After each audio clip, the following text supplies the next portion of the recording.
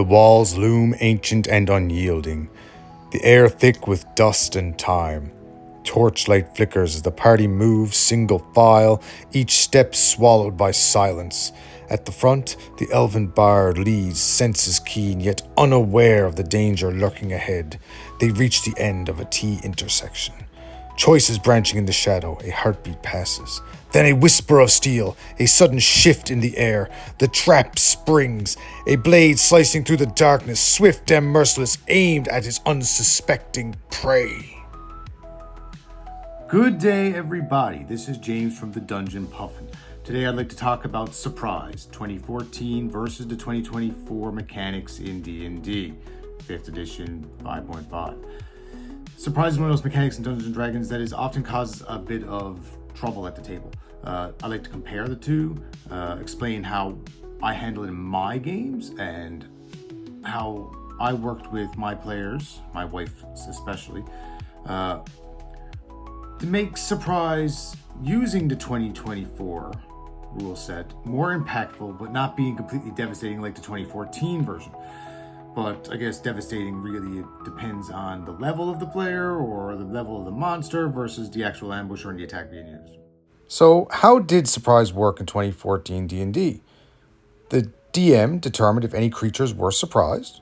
The DM compared the stealth check of any hiding creature to the passive perception of each opposing creature. Then, if the creature's stealth check was higher than the opposing creature's passive perception, it surprised the opposing creature.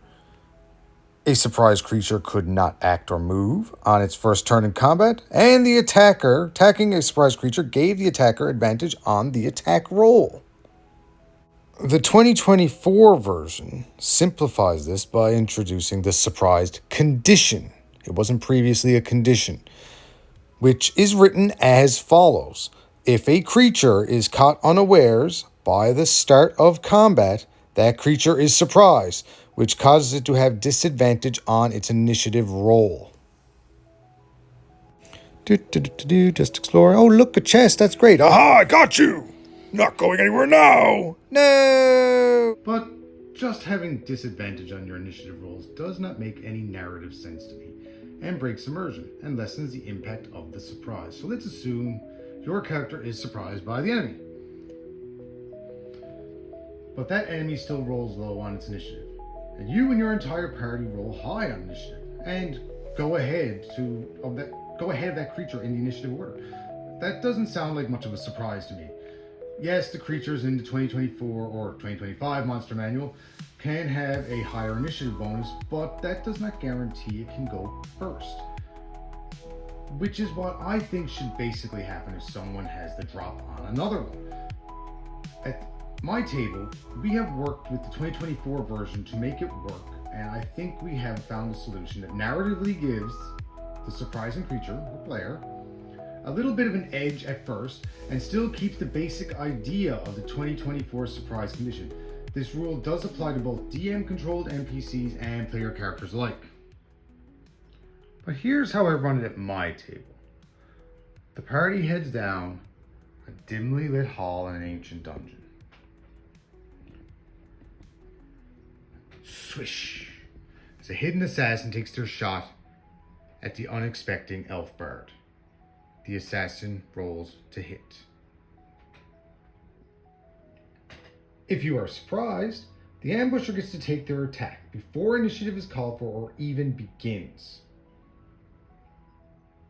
After that attack is made, initiative is rolled, still at disadvantage for surprised players in this scenario, and combat officially starts. So let's say the ambusher rolled fourth in initiative. Since they already took their attack action, they don't get to attack again when their turn comes up. However, they can take any bonus actions they have, use additional attacks if they have extra attack, and move as normal. Once their turn ends, combat continues as normal. So in short, I'll check my notes as I go here. The GM determines if surprise occurs. Ambusher rolls stealth roll versus the passive perception of the ambushed. 2, If the ambusher successfully surprises you, they get to use their attack action before combat begins. One attack. Initiative is rolled. Still a disadvantage for anyone who has the surprise condition, because in the 2024 version, it is considered a condition. At 4, when the ambusher's turn comes up, they don't get to use that attack action. They already used it in their ambush, but they can still move, take a bonus action, or any other attacks they may have if they have a multi-attack. Anything else they have in their repertoire. Combat then proceeds normally. This method, I believe, keeps the game moving quickly, makes surprise feel impactful, and avoids the confusion of skipping turns. Let me know in the comments how you handle surprise at your table and what you think of this way that we do it. And don't forget to like and subscribe for more D&D content. Until next time, this is James from the Dungeon Puffin. Later.